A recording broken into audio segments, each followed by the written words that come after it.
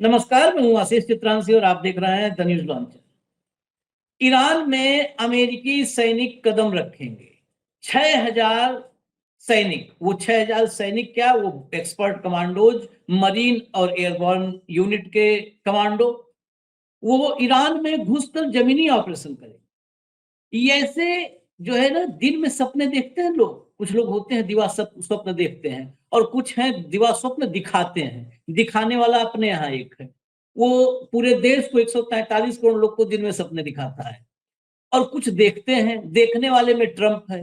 वो दिन दहाड़े दोपहरिया में चमकते घाम में एकदम धूप सूरज एकदम तप रहा होता है बीच में, तभी सपने देखने लगता है।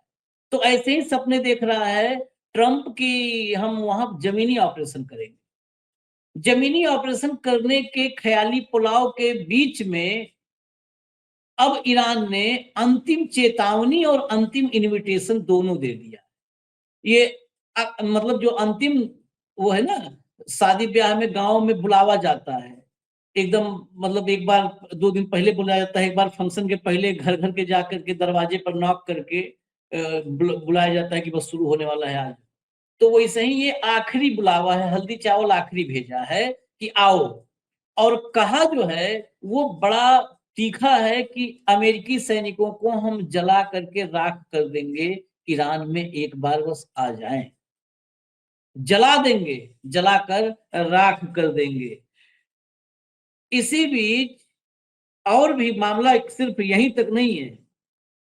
अब्राहम लिंकन जो युद्ध पोत है, वॉरशिप है, वो भी नेवी के टारगेट पर है। नेवी के कमांडर ने भी अपनी दस्तक दे दी है। एक नेवी चीफ को मारने का दावा किया था कई दिन पहले, लेकिन नेवी की तरफ से अब ये भी एक बयान आने का मतलब है कि वहां पर कुर्सी खाली नहीं रहती है। एक कुर्सी पर नाम लिखा हुआ है, एक एलिमिनेट होगा, दूसरा तत्काल बैठ जाएगा और काम जारी रहेगा। नेवी के कमांडर ने कहा है कि अब्राहम लिंकन जैसे ही हमारे रीच में आएगा फिर इसको उड़ाएंगे। मतलब वो उतारा था अमेरिका ने समंदर में उसको तैरने के लिए, और ईरान वाले बार बार उसको उड़ाने पर आमादा है कि हवा में उड़ाए उसको। एक बार उड़ाए थे तो कई दिन बाद दिखा, फिर मिसाइल दागा तो भाग गया जान बचाकर। ये हालत है अमेरिका और ईरान के बीच इस वक्त जो युद्ध में हालात हैं उसमें अपडेट्स के साथ। ले आइए हेमंत भाई को और फिर हम एक एक खबर दिखा। स्वागत है हेमंत भाई। बहुत ज्यादा नई खबरें हैं लेकिन बहुत महत्वपूर्ण खबरें हैं। इस वाले वीडियो बहुत भीड़ नहीं है, खबरों कम है लेकिन महत्वपूर्ण है। लाइए भैया हेडलाइन दिखाइए। अमेरिकी सैनिकों का कर रहे इंतजार, जलाकर राख कर देंगे, ईरानी स्पीकर की चेतावनी। अब ध्यान रखिएगा, ये ईरानी स्पीकर कौन है? वही गलीबाफ हैं जिनको जिनके पीछे छिप करके कुछ सपने देखे थे ट्रंप ने। वहां भी सपने थे, सब चारों तरफ सपने ही सपने हैं। वो सपना क्या था कि गलीबाफ को हम वार्ता में शामिल करेंगे, मतलब ईरान की तरफ से, और ईरान की तरफ से गलीबाफ आएंगे। उनको उस दिन बकायदे कहा गया था कि वहां के सुप्रीम लीडर बन सकते हैं। ये बहुत सारी मीडिया रिपोर्ट्स वेस्टर्न आई थी कि अमेरिका उनके भीतर एक सुप्रीम लीडर देखता है। तो देखिए, जिस सुप्रीम लीडर जिसके भीतर देख रहे थे उसने भी किनारा कर लिया बातचीत से और बता रहा है कि जला देंगे। आगे लाइए, थोड़ा डिटेल में खबर लाइए, डिटेल में लाइए। ईरान ने अमेरिका को चेतावनी दी कि अमेरिकी सैनिक जमीन पर उतरे तो उन्हें जला दिया जाएगा। संसद स्पीकर मोहम्मद बाकेर गलीबाफ ने कहा कि उनकी सेना अमेरिकी सैनिकों के जमीन पर आने का इंतजार कर रही है और उन्हें कड़ा जवाब देगी। उन्होंने कहा कि मिडिल ईस्ट में 2,500 अमेरिकी मरीन की तैनाती से तनाव बढ़ा है। गलीबाफ ने आरोप लगाया कि अमेरिका एक तरफ बातचीत की बात कर रहा है और दूसरी तरफ जमीनी हमले की तैयारी कर रहा है। अब पहले इसी पर चलते हैं, फिर अभी हम आएंगे सेकंड पार्ट में, जो मरीन कमांडर, क्योंकि ये दोनों अलग अलग हिस्सा है। ये जमीन पर जलाने की बात कर रहे हैं और नेवी वाला जो कमांडर है वो समंदर में उड़ाने की बात कर रहा है। तो पहले जमीन पर जलाने वाली बात।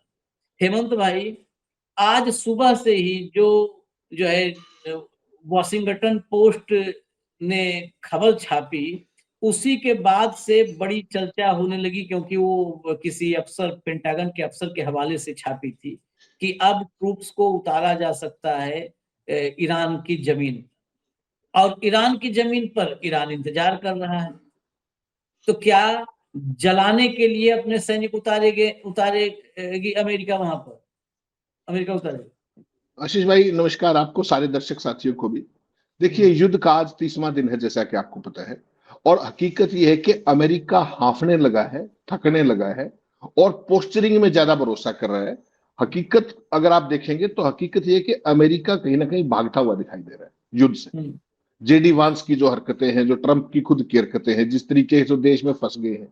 आज आप केवल एक सहज कल्पना कीजिए, अमेरिका जैसे देश के अंदर 90 लाख लोग सड़कों पर, 90 लाख लोग सड़कों पर ट्रंप के खिलाफ। नो किंग्स तो उनका पुराना मूवमेंट है, लेकिन आज का जो ताजा उसमें इशू क्या था? इशू था ईरान पर अटैक, कि आप दूसरों के युद्ध में कब तक फंसोगे, हमें युद्ध नहीं चाहिए। और जो ये 200 बिलियन आपने बर्बाद किए, इससे अमेरिका में क्या क्या हो सकता था, उन्होंने पूरा हिसाब किताब दिया। फ्री हेल्थ केयर हो सकती थी, बच्चों का न्यूट्रिशन हो सकता था, दुनिया भर के उन्होंने कैलकुलेशन करके दी। लेकिन हम समस्या हमारी क्या है सबसे बड़ी, कि असली पिक्चर जो है वो पिक्चर है कि ट्रंप कंप्रोमाइज हो चुके हैं। इसको जो अमेरिका के लोग, अमेरिका की पॉलिटिकल इस्टेब्लिशमेंट जब तक ये बात नहीं समझेगी, और खास तौर पर लार्जर रिपब्लिकन सेगमेंट। अभी भी आपने देखा यूएस कांग्रेस में 2 बार एक प्रस्ताव आया कि ईरान के खिलाफ युद्ध को रोका जाए, लेकिन वो 53-47 के उससे गिर गई मेजोरिटी से। जबकि इस लड़ाई को सैंक्शन नहीं है यूएस कांग्रेस की, उसके बावजूद भी आज भी कई कुछ न कुछ लोगों को यह लगता है कि ट्रंप शायद ठीक कर रहे हैं। वो जो बुखार है ना, भूत, वो शायद भूत अभी उतरा नहीं है पूरे तरीके से। उनका भूत उतारने का जिम्मा मुझे लगता है ईरान ने ले लिया।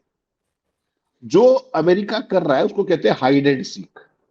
कभी तो ये कहते हैं कि हम समझौता करना चाहते हैं, बातचीत बड़ी एडवांस है, बातचीत यहां पहुंच गई है, ईरान डेस्परेट है बातचीत के लिए। अगले ही पल ईरान ऐसी हरकत कर देता है कि फिर इनको लेने के देने पड़ जाते हैं, फिर ट्रंप छुप जाते हैं, 2 घंटे बाद फिर कोई नई लफाजी लेके आते हैं। तो इसमें सारी की सारी जो कमजोरी दिख रही है ना, फॉल्ट लाइन्स जो है, वो अमेरिका की एक्सपोज हो रही है। ये देखना पड़ेगा आपको। कभी आप कहते हो हम 2,500 मेरीन्स भेज रहे हैं, कभी कह रहे हो हम पैराट्रूपर्स भेज रहे हैं, कभी कह रहे हो कि ग्राउंड पे हम एंटर नहीं करेंगे, कभी कह रहे हैं कि एंटर करने ही वाले हैं, खरगदीप के अंदर हम ये करेंगे, फला में ये करेंगे। तो ये बेसिकली क्या है, जो वो एक अपने कहावत है ना, जो गरजते हैं वो बरसते नहीं। तो ये गरजते जितने हैं वो इजराइल के हाथ में उड़ने पे गरजते हैं, और बरसना इनको मजबूरी में पड़ता है, बरसने की इच्छा नहीं है बिल्कुल भी। ये ट्रंप को अब समझ में आ चुका है।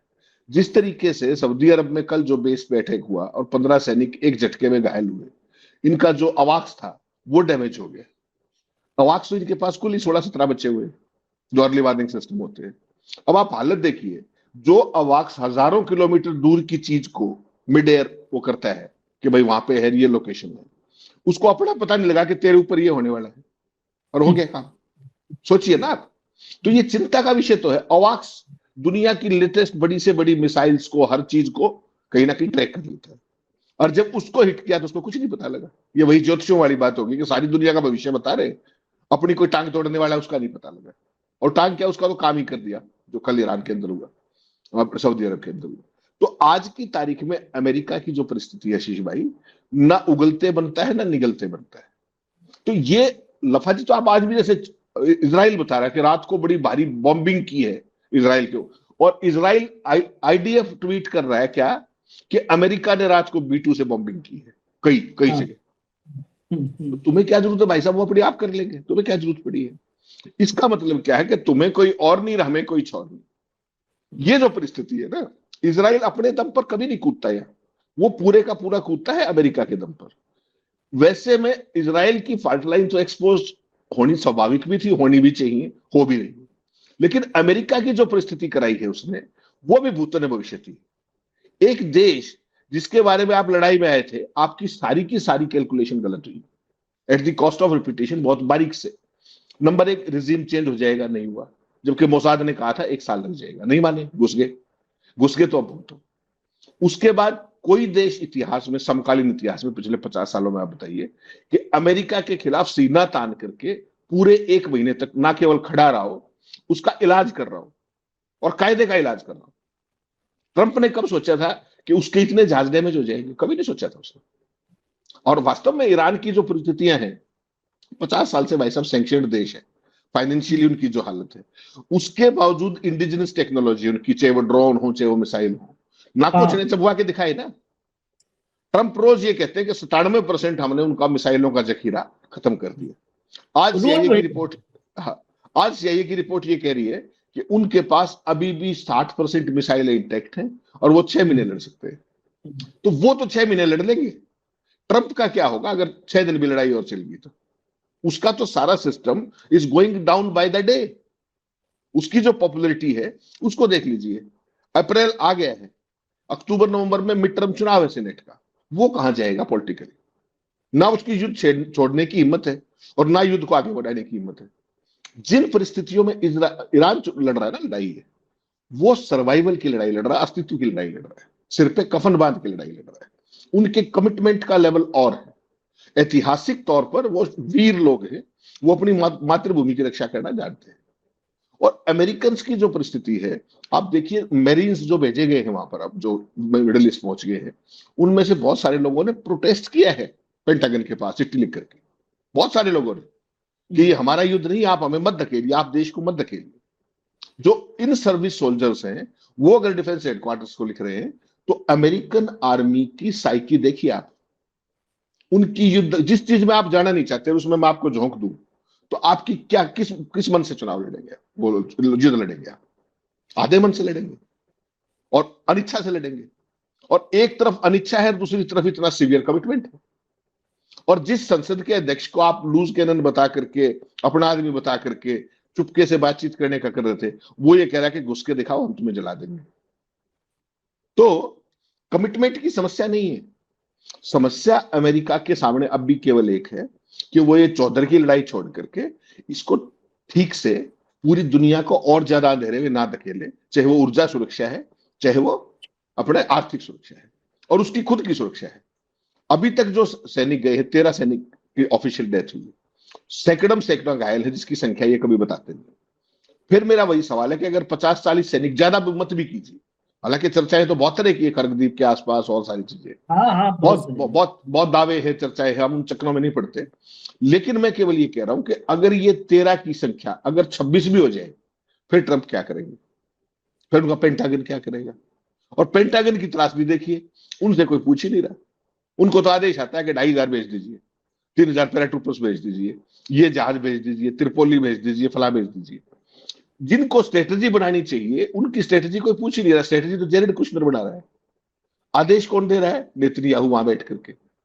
और ट्रंप की हालत क्या है जी सर, वो सऊदी अरब के प्रिंस को कुछ भी कहता रहे, उसकी कितनी जलालत कर ले, अपने सहयोगियों की कर ले, जो भी कर ले, नेतन्याहू के सामने क्यों नहीं बोल पा रहा ट्रंप? पूरी अमेरिकन जो हेजीमनी थी पूरी दुनिया के अंदर, उसको तो तबाह कर दिया ना उसने। चाहे वो शक्ति का था, चाहे पावर प्रोजेक्शन थी, चाहे पैसा था, डिफेंस था, डिफेंस की टेक्नोलॉजीज थी हाई एंड, सब कुछ तो एक्सपोज हो गया। आपकी स्ट्रेटेजी एक्सपोज होगी, आपकी सेना एक्सपोज होगी।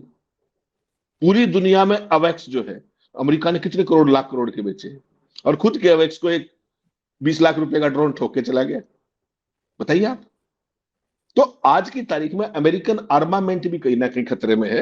ये लड़ाई अगर लंबी चली तो अमेरिका को संसाधन, जैसे हम कल बात कर रहे थे, टॉमहॉक्स की दिक्कत है, बाकी anti defence air defence systems की दिक्कत आ रही है, बनने में समय लगता है, तमाम चीजें अलग अलग जगह से आती है। तो कहीं ऐसा तो नहीं कि अमेरिका खाली हाथ खड़ा खड़ा देखेगा, ये भी तो परिस्थिति हो सकती है ना। और उधर से इसराइल के पास, ईरान के पास चाइना भी खड़ा है, और वो अपने क्या नाम है, रशिया भी खूब मदद कर रहा है, सब तरह की मदद। अपने दम पे इतना आत्मनिर्भर है। आपने कहा ना कि ट्रंप की लोकप्रियता बहुत तेजी से गिर रही है। जितना तेज लोकप्रियता गिर रही है, उससे तेजी से स्टॉक पाइल गिर रहा है हाँ, उसका। पैट्रियाट खत्म होने के कगार पर है, टॉमहॉक खत्म होने के कगार पर है, अवाक्स आप बता रहे हो कम है, अवाक्स। अब तक अमेरिका के कौन से युद्ध को आप जाइए, पुराने सारे युद्ध खंगालिए, कौन से युद्ध में अमेरिका 30 से ज्यादा एयरफोर्स के उसके बेड़े में से 30 से ज्यादा विमान घट चुके हैं। इस वक्त हम ये चर्चा कर रहे हैं 30 से ज्यादा। जब गिनती करवाना होगा, मैं 24 तक की गिनती करवा चुका हूं, और 6 कल, 30 पूरे हो गए। और मैं लेटेस्ट अपडेट आपको बता दूं, तीन और ये चर्चा शुरू करते ही 3 और ये तीनों भी अवाक से। कंफर्म्ड रिपोर्ट, बिना कंफर्म हुए हम बात नहीं करते। कंफर्म्ड रिपोर्ट किस बेस पर हुआ है, मैं बेस का नाम भी आपको बता दूं।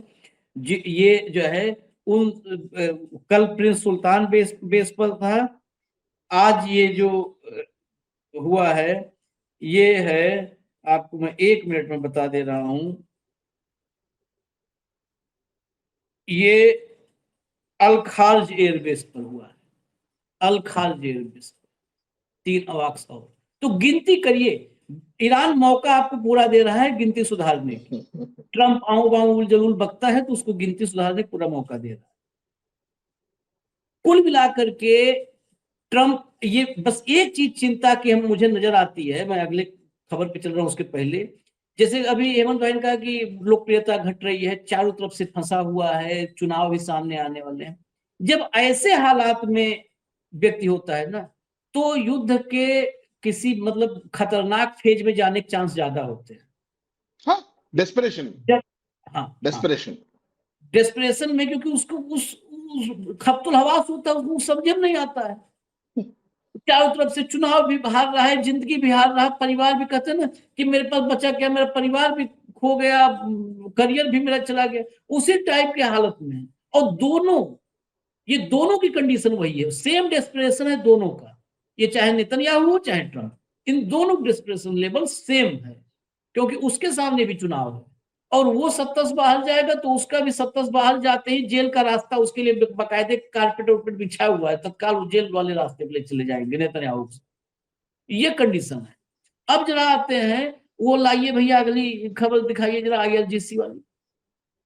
ये देखिए, Iran navy commander rear admiral Shahram Irani, ईरानी से बात करना था, देखिए एक ईरानी और बोमन ईरानी के बाद मिल गए। इन्होंने क्या कहा है, once the Abraham Lincoln aircraft carrier strike group enters its range it will be targeted with coastal missiles to avenge the Dena martyrs. ये IRIS देना को नहीं भूल रहे हैं, ईरान भूल नहीं रहा है। ये एक बात यही अच्छाई भी है, मैं बार बार कहता हूं कि ईरान से कुछ सीखने के लिए है, एक नेशन के रूप में, एक राष्ट्र के रूप में और एक नागरिक के रूप में, दोनों में सीखने के लिए बहुत कुछ है। IRIS देना जो डुबाया था भारत के पास, वो अब तक नहीं भूला है। वो कह रहा है कि रियर एडमिरल उसका, कि अब्राहम लिंकन एयरक्राफ्ट कैरियर जैसे ही जो है उसके रेंज में एंटर करेगा, तत्काल कोस्टल मिसाइल्स जो है वो तुरंत उसको टारगेट करेंगी, तत्काल। ये IRIS देना का बदला पूरा अभी लेना है, अभी तो आधा अधूरा है। आगे चलिए, ये 3 पॉइंट है स्टेटमेंट के। All movements and positions of the strike group as well as its request to regional countries are being monitored in real time. तीसरा, the eastern strait of Hormuz and the Sea of Oman, the gateway to the strait and the Persian Gulf are fully under Iranian naval control.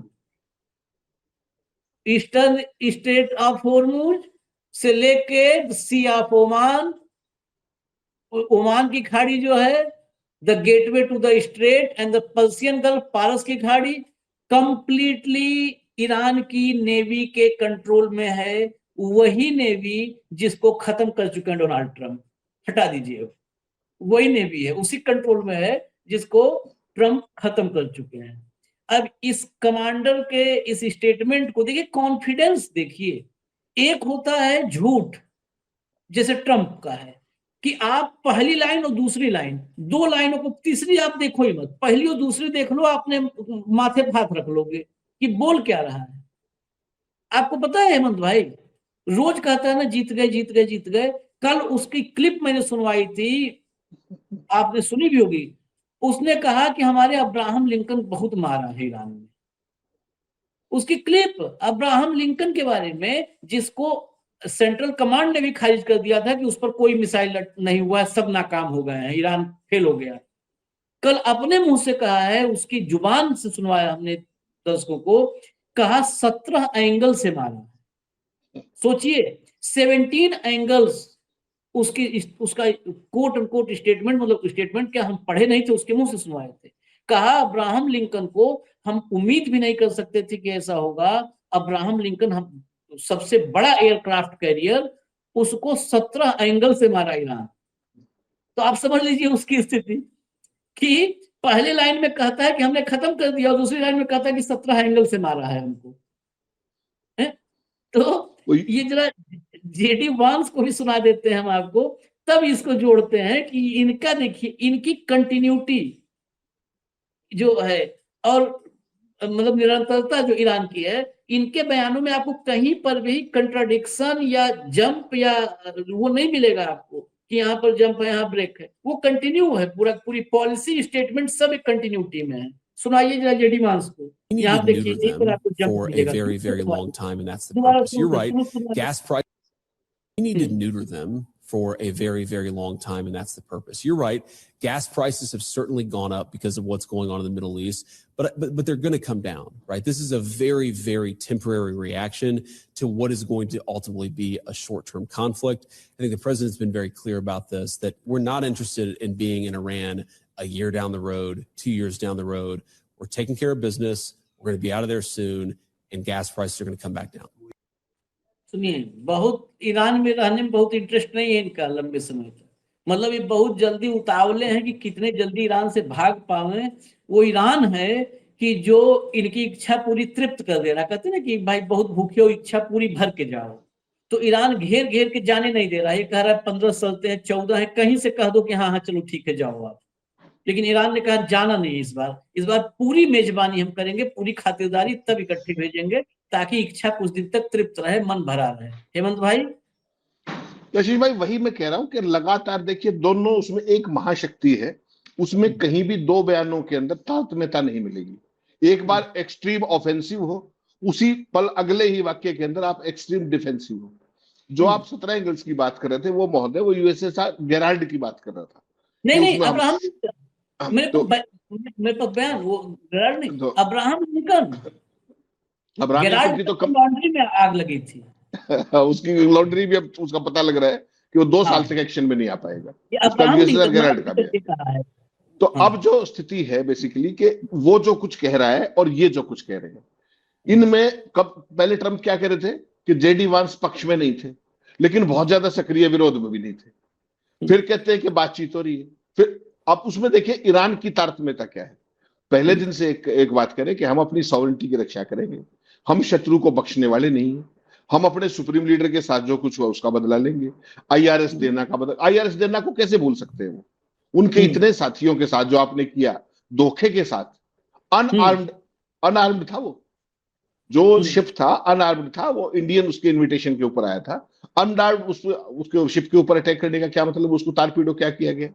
केवल और केवल वो भी एक frustration थी कि और कहीं बड़ी सफलता नहीं मिल रही तो यहां एक बड़ी इवेंट करके दिखा दो। अगर यही चीज कोई और कर दे अमेरिका का, तो पूरी यूएन से लेकर के सारी चीजें आ जाएंगी। और उस मामले पे किसी इंटरनेशनल ऑर्गेनाइजेशन ने 2 शब्द कहे हो तो वो बता दीजिए। तो ईरान इन चीजों को भूल नहीं रहा है। ईरान उनको अपनी बैक ऑफ द माइंड में रख करके ही सारी स्ट्रेटेजी बना रहा है। अब्राहम लिंकन का ये कहना कि वो एक बार हमारी रेंज में आ जाए, तो ये कॉन्फिडेंस और कन्विक्शन कहां से आ रहा है, ये भी देखना पड़ेगा। उनको रियल टाइम एग्जैक्ट लोकेशन मिल रही है, they are privy to the locations. और जिस तरीके से 17 एंगल से एक वारशिप के ऊपर, एक एयरक्राफ्ट कैरियर के ऊपर अटैक करने की बात ट्रंप ने बताई, उसके बाद तो आपको लगता नहीं है कि अब्राहम लिंकन को ये लेके भी आएंगे उस रेंज के अंदर? अभी तक तो उसको जलवा जलाल के लिए अपने एयरक्राफ्ट कैरियर भेजने की बात किया करते। अब ऐसा तो नहीं कि ईरान का खौफ इतना है कि उसकी रेंज से ही दूर रहो। अब ये जो त्रिपोली के अंदर जो लेके आए एयरक्राफ्ट, उसके अंदर 3500 के आसपास वो लेकर के आए हैं मेरीन्स को। उनकी भी लोकेशन एग्जैक्टली कहीं भी डिस्क्लोज नहीं की जा रही, केवल मिडिल ईस्ट बताया जा रहा है। सेंटकॉम भी यही कह रहा है। तो उसका मतलब समझिए कि अंदर में भय कितना है। और एम्फीबियस ऑपरेशन जब करना पड़ता है तो बहुत सारी उसके अंदर टेक्निकल दिक्कतें भी हैं। जिस तरीके की इजराइल और ईरान के पास सर्वेलेंस है, ठीक है, आपके पास सारे संसाधन है, सारी बात है, टेक्नोलॉजी है, लेकिन उनका जो कमिटमेंट का लेवल है, उनका जो रियल टाइम उनके पास इंफॉर्मेशन का लेवल है, वो भी आपकी उम्मीद से ऊपर का है। उनकी जो वार फाइटिंग कैपेबिलिटी है, उन्होंने आपके सारे जितने भी अनुमान थे उनको ध्वस्त कर दिया है।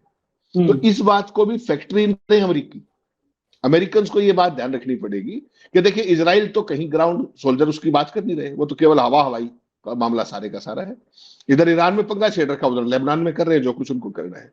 लेकिन ये जो लोग हैं इनको ये सोचना पड़ेगा कि तुम्हारे स्टेक्स बड़े हैं, तुम एक वर्ल्ड पावर हो, तुम एक महाशक्ति हो, तुम्हारे बॉडी बैग्स यहां से जाएंगे तो तुम अपने देश को जवाब क्या दोगे? क्या करने गए थे तुम?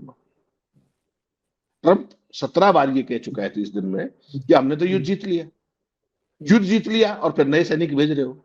उनकी एयरफोर्स खत्म, उनकी एयर डिफेंस खत्म, उनकी सब कुछ खत्म, नेवी खत्म, फिर किस लिए भेज रहे हो? तो दुनिया और देश पागल थोड़ी है।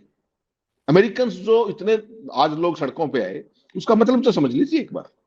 और वो चीज जो आपने कहा ना कि डेस्परेशन बढ़ाएगा आशीष भाई, अमेरिकन प्रेसिडेंट एक तो बाई पर्सनैलिटी जो है वो हमेशा से ही डेस्परेट आदमी है, बेचैन आदमी है, और ऊपर से इस तरह की चीजें जो है, प्लस जिस तरह की ब्लैकमेलिंग इजराइल कर रहा है, वो सारी चीजें उसको कहीं ना कहीं परेशान कर रही है।